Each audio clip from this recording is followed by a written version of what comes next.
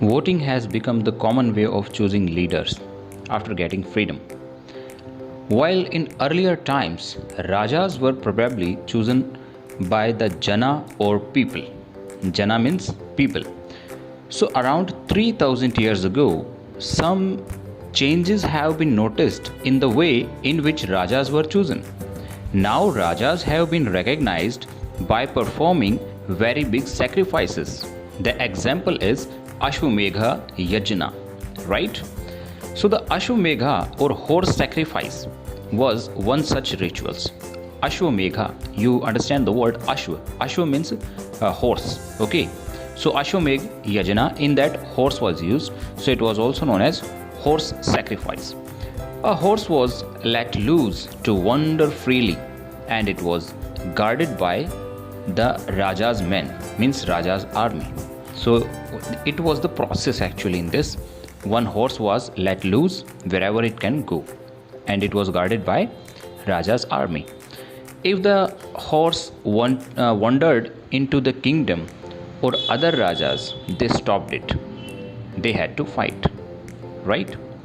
If they allowed the horse to pass, it means that they have accepted the supremacy of that Raja who is performing this sacrifice, right?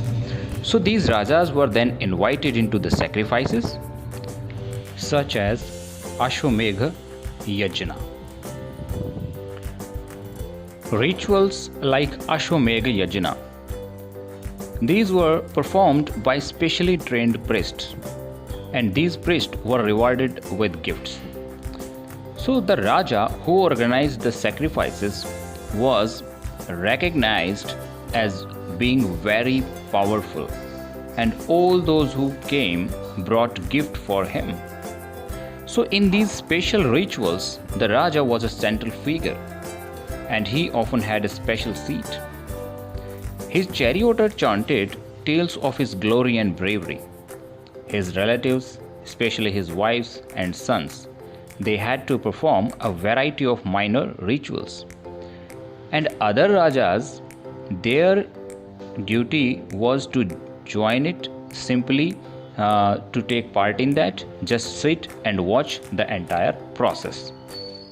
Okay, so it was their role in these sacrifices.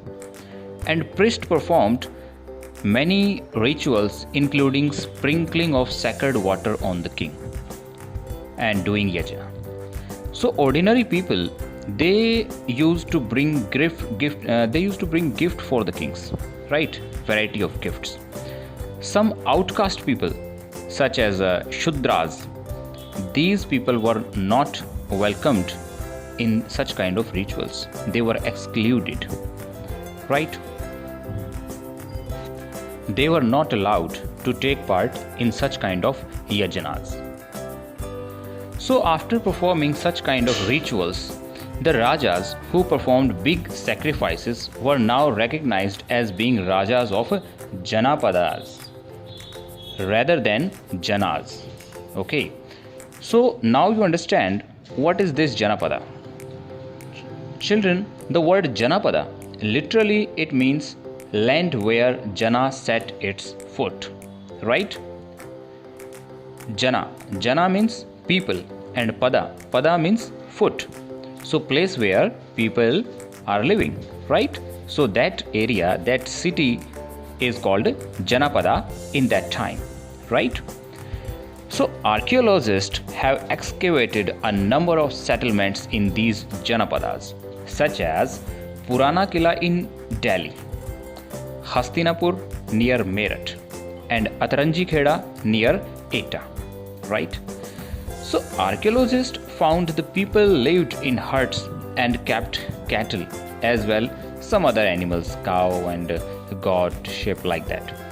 So they grow a variety of crops, rice, wheat, barley, pulses, mustard, sugarcane, etc.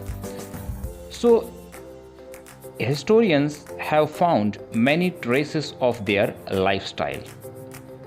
Like they used to live in villages by making huts, and they were farmers, they were herders, they used to grow variety of crops, and they used to follow different kind of occupations like porter and agriculturist, and some were traders, etc. Right? Historians have found some different kind of earthen pots also. These are called painted graveware, right? So in Janapadas, people made these earthen pots. Some of these were grey in color and some were in red. One special type of pottery found at these sites is known as painted graveware, and such pots had a painted designs, usually simple lines and geometric patterns on them. So these potteries were used in their day-to-day life, in special occasions also, and to storing grains and some other material also. So this was the pottery for their use, right? So they have found these such kind of earthen pots also, right? Now let's talk about Mahajanapadas. So here with Janapada, the word is used Maha. Maha means those which were bigger than the Janapadas. So they became Mahajanapadas, right? So about 2500 years ago, some Janapadas became more important than others, were known as Mahajanapadas. Most Mahajanapadas had a capital city. Many of these were fortified, right? So which means that huge walls of wood, brick or stone were built around them. Forts were built because people were afraid of attacks from other kings. For protection, kings, they used to make such kind of walls and forts. One reason of making these walls and forts. Such rulers also wanted to show their wealth and strength by building these really large, tall and impressive walls around their cities. This is second reason. First reason was protection of their kingdom. Second reason is to show their prosperity, show their wealth. Okay. We can see the fortification wall at Kaushambi, Allahabad. It is also true that the land and the people living inside the fortified area could be controlled more easily by the king. This is third reason. Means if there is wall around the city, so people who are living in that, so they can be controlled easily. So this is third reason. First is protection, second is showing the power and wealth, and third is controlling the people, right? So thousands or lakhs of bricks had to be prepared for this. Means it consumed a lot of resources. Okay, many kind of bricks and stones and variety of material it required, and thousands of men, women and children, they have contributed in this, making these forts and walls. Now Rajas began to maintain armies by paying regular salaries throughout the year. It was paid in punch-marked coins. Now let's talk about taxes. Actually, kings of that time, Rajas of that time in Mahajanapada period, so they used to collect taxes. What was the use of these taxes? For maintaining big armies and building huge forts, the rulers of Mahajanapada required huge resources and a proper system of collecting regular taxes. Instead of depending on occasional gifts, they were in the need of regular taxes, right? Regular source of income. So taxes on crops were the most important. This was because most people were farmers in that time. Usually, tax was fixed at 1/6 of the farmer's production, which was known as bhaga or share. Bhaga or share. There were taxes on craft persons also. These could have been in the form of labor, right? For example, a weaver or a smith may have had to work for a day every month for the king. Means sometime they could work for the king in the kingdom, right? Herders, they also have to pay taxes. But in which form? They can provide their animal or animal produce, right? There were also taxes on goods that were brought and sold through the trade. Means on traders also there were taxes. After that, hunter and gatherers, they also had to give tax to Raja. Means they can give those items to Rajas which they were having, like some hunted animals and like some material which is collected by them, right? Now let's talk about changes in agriculture. There were two major changes in agriculture that time. So one was the growing use of iron plowshare instead of wooden plowshare, so that more grain could be produced. Our iron plowshare is far better than the wooden plowshare because hard land can be plowed easily, it can be cultivated easily with the help of iron plowshare, so production increased. Farmers, they became more rich and prosperous.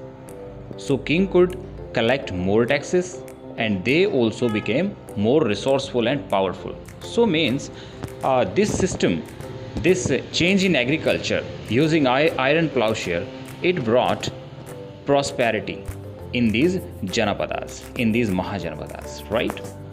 Second important change in agriculture, there was, instead of scattering seed on the ground, they started paddy transplantation. Okay, so the process of transplantation was very helpful to gain more production, right? So these two changes took place in agriculture. One was use of iron plowshare and second was using paddy transplantation, and both were helpful to gain more production. More production means more income means more prosperity, more resources. So these were the effect of these changes in agriculture. Two changes and some effect, as we have discussed. Now the question is, who used to work in these fields? So some common people: slave men and women. Slave men known as dasa, das, and women dasi, slave women dasi. So dasas and dasis, they used to work in these fields. And some landless agricultural labor, means those people in the villages who do not have their own land, so they used to work in other people's field.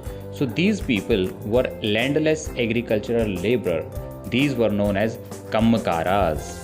Kammakaras, those who used to work in other people's field, known as kammakaras, right? Here you can see many Janapadas in this map of India. There is Gandhara, Anga, Magad, Panchala, Avanti, Koshala, like that. So in these Mahajanapadas, Magadha was very important because it became more powerful. So let's study about Magadha. Actually, we are going to study about these two different kind of Mahajanapadas. One is Magadha and another one is Vajji, because both have different types of governing system. Magadha, there is monarchy, and Vajji, there is a republic kind of government, right? So let's have a closer look on Magadha. So Magadha became the most important Mahajanapada that time.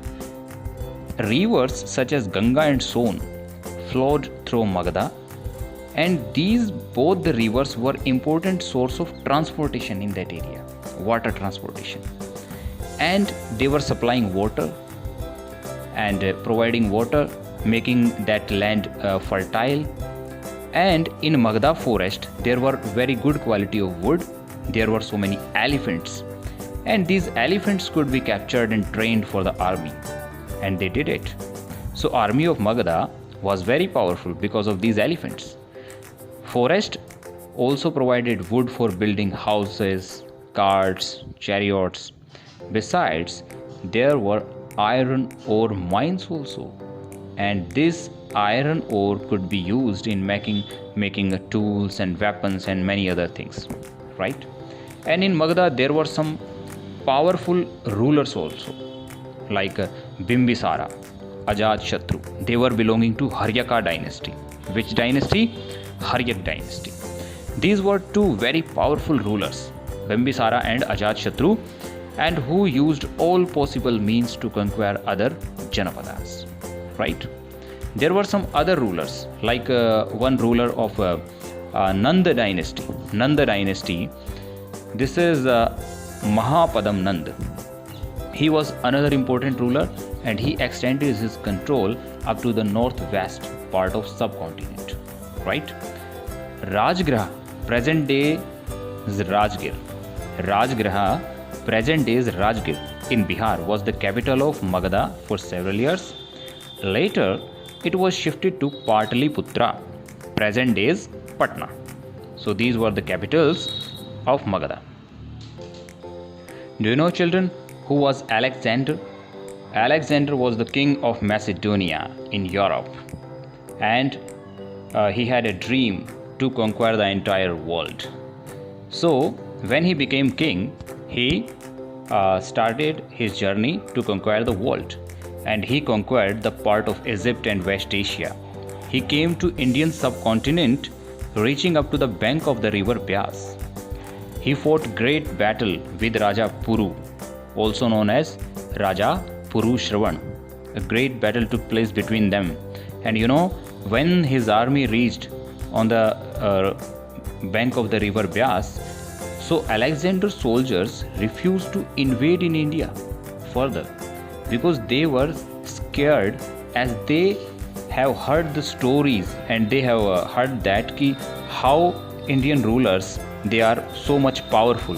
They are having great army, foot soldiers, chariots, and so many elephants they have. So they had great fear about it. So they denied to invade further. And after that, Alexander had to go back. Now let's talk about Vajji. While Magadha became powerful kingdom, Vajji with its capital Vaishali, it was also in Bihar, was under a different form of government known as Gana or Sangha. The term Gana is used for a group that has many members. So a group having many members was known as Gana. And Sangha means organization or association. So in Gana or Sangha, there were not only one ruler like Magadha and any kind of monarchy, but there were many rulers. Sometimes there were hundreds of rulers, and they used to work together. They used to do meetings, they used to debate, they used to take collective decision about their republic, about their Janapada, Mahajanapada, right? So these many Rajas were there. These all people were known as Rajas. It is closely look like a democracy. Okay, it resembles like democracy. So these Rajas performed rituals together, and they also meet in assemblies, decided what had to be done for any particular matter. Okay, women, dasas and kamkaras. These three kind of people, women, dasas and kamkaras, they were not allowed to participate in these assemblies where these people, these Rajas, used to take decision for their Mahajanapada, right? And these three kind of people, women, dasa and kamkaras, were not allowed to do rituals also, right? Do you know both Buddha and Mahavira belonged to Ganas or Sanghas? Some of the most vivid description of life of a Sanghas can be found in Buddhist text, right? So Rajas of powerful kingdoms tried to conquer these Sanghas, which had lasted for a long time, till 1500 years ago, when the last of the Ganas or Sanghas were conquered by the Gupta rulers. As you can see here, this is the account from a very famous Buddhist text, Buddhist literature that's name is Dirgha Nikaya. So in this Buddhist book, there is this account. In this, King Ajatashatru wanted to attack the Vajji. So he sent his minister named Vassakara to Buddha to get his advice on this matter. So Buddha asked many questions to him, like they held full and frequent public assemblies, they met and acted together, they followed established rules, are they paying respect to women and other different sons, chaityas are maintained properly and not. So many things. And he replied that if all these things are happening properly, then it would be difficult for you to win that area. So in this chapter, Kingdoms, Kings and an Early Republic, we have studied about some rituals which were very important for these rulers like Ashwamedh Yajna. We have studied about Janapadas, Mahajanapadas, their pottery, their taxes and changes in agriculture, about Magadha and Vajji. So I hope you got this chapter.